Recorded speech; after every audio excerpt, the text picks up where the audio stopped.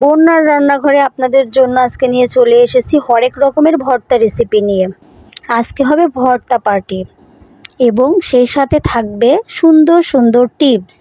কোন কোন ভর্তার সঙ্গে কোন কোন মরিচ দিলে সবথেকে বেশি টেস্ট হয় সেটা আপনাদের সঙ্গে শেয়ার করব।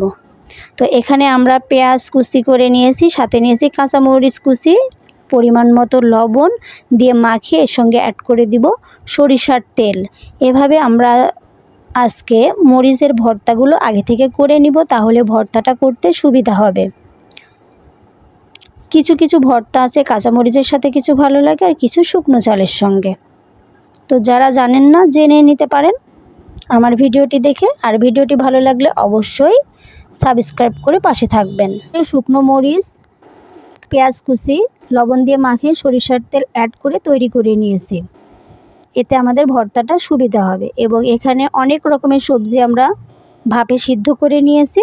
বেগুনটা পুড়িয়ে নিয়েছি, পুরানো বেগুন খুবই টেস্ট হয় ভাপে সিদ্ধ করার থেকে, এই জন্য পুড়িয়ে নিয়েছি। এটা খুব ভালো করে পরিষ্কার করে নিয়েছি এবং মাঝে অবশ্যই আপনারা চেক করে নেবেন যে পোকা আছে কিনা। আমার এটা খুবই ফ্রেশ ছিল।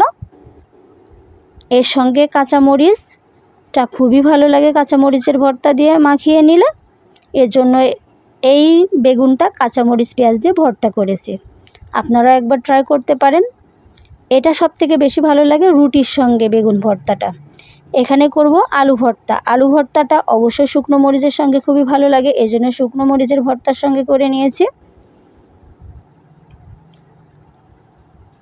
এখন করব কচু ভর্তা। কচুগুলোকে ভালো করে আমরা ম্যাশ করে নিয়েছি, এর সঙ্গে করব শুকনো মরিচ এবং পেঁয়াজের ভর্তাটা দিয়ে। ভর্তাটা দুইটা মরিচের সঙ্গেই খুবই ভালো লাগে, শুকনো মরিচের সঙ্গেও কাঁচা মরিচের সঙ্গেও। আপনারা আপনাদের পছন্দ অনুযায়ী এটা করে নিতে পারেন, তবে শুকনো মরিচের সঙ্গে বেশি ভালো লাগে।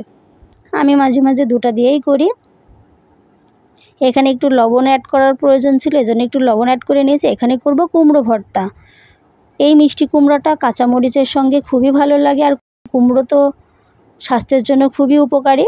আপনারা অবশ্যই কাঁচামরিচের সঙ্গে একটা ভর্তা করে দেখবেন, খুবই ভালো লাগবে। মরিচি আগে ভর্তা করে নিয়েছি বলে ভর্তাটা করতে সুবিধা হচ্ছে। আপনারাও চেষ্টা করবেন এভাবে আগে থেকে রেডি করে নিয়ে তারপরে ভর্তা করতে। আর যখন কোনো কিছু দিয়ে খেতে ভালো লাগবে না, এভাবে আপনারা বিভিন্ন প্রকারের ভর্তা করে খাবেন, তৃপ্তি সহকারে ভাত খেয়ে নিতে পারবেন, খুবই ভালো লাগবে। আর এই পটলটার মধ্যে পানি চলে যায়, অবশ্যই পটলটার পানিটা এভাবে বের করে নিয়ে তারপরে ভর্তা করবেন, এতে টেস্ট হবে। তো প্রত্যেকটার পানি আমরা এভাবে বের করে নিয়েছি। এখন এটা ভর্তা করব কাঁচামরিচের সঙ্গে। কাঁচামরিচের সঙ্গে বেশি ভালো লাগে, এজন্য কাঁচামরিচের সঙ্গে ভর্তা করছি এটা। এভাবে সেম প্রক্রিয়ায় আমরা এটাও ভর্তা করে নিব। আমার ভিডিওটি কেমন হয়েছে অবশ্যই জানাবেন, আর ভালো লাগলে আপনারা এভাবে ভর্তাগুলো করে ট্রাই করতে পারেন গরম ভাতের সাথে। তো পটল ভর্তাটাও আমরা করে নিয়েছি। আর যদি আমার ভিডিওটি ভালো লাগে অবশ্যই আমার চ্যানেলটি সাবস্ক্রাইব করে পাশে থাকবেন। আর যারা সাবস্ক্রাইব করে দিয়েছেন তাদেরকে অসংখ্য ধন্যবাদ। এখানে করব ওল ভর্তা। ওলটাকে একটু ছোট ছোট করে কেটে নেবেন। তো ওলটাকে খুব ভালো করে ম্যাশ করে নিয়ে শুকনো মরিচের সঙ্গে ভর্তা করব। এটা শুকনো মরিচের সাথেই খুবই ভালো লাগে। আর এই ওলটা খুবই ভালো ছিল, সিদ্ধ হয়ে গেছে। এখানে করব ডিম ভর্তা। ডিম ভর্তাটাও শুকনো মরিচের সঙ্গে করে নিয়েছি, শুকনো মরিচের সাথেই বেশি ভালো লাগে। তো তৈরি হয়ে গেল আমার বিভিন্ন প্রকারের ভর্তা রেসিপি। কেমন লেগেছে আমার এই ভিডিওটি অবশ্যই জানাবেন। আর আপনারাও বাসায় এভাবে বিভিন্ন প্রকারের ভর্তা বানিয়ে গরম ভাতের সঙ্গে পরিবেশন করবেন, তৃপ্তি সহকারে খেয়ে নিতে পারবেন, খুবই ভালো লাগবে। তো ধন্যবাদ সবাইকে।